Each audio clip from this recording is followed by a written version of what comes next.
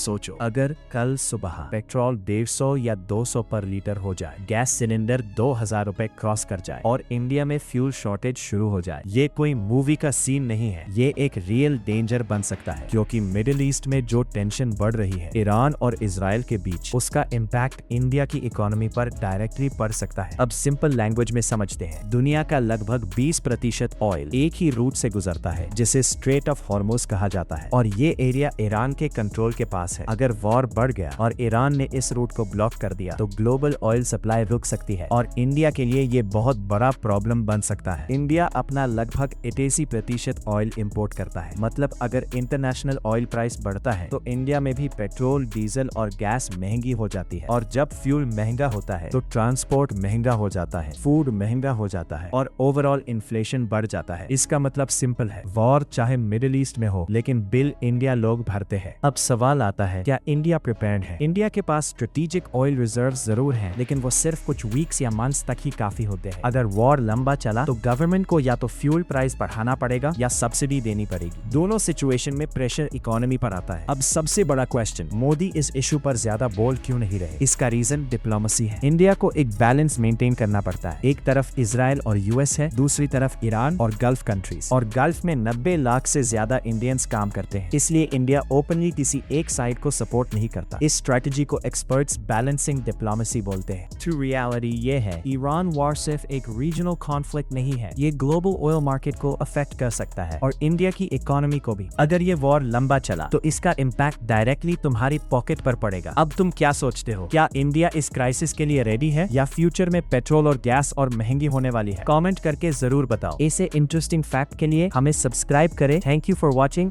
Jai Hind, Jai Bharat.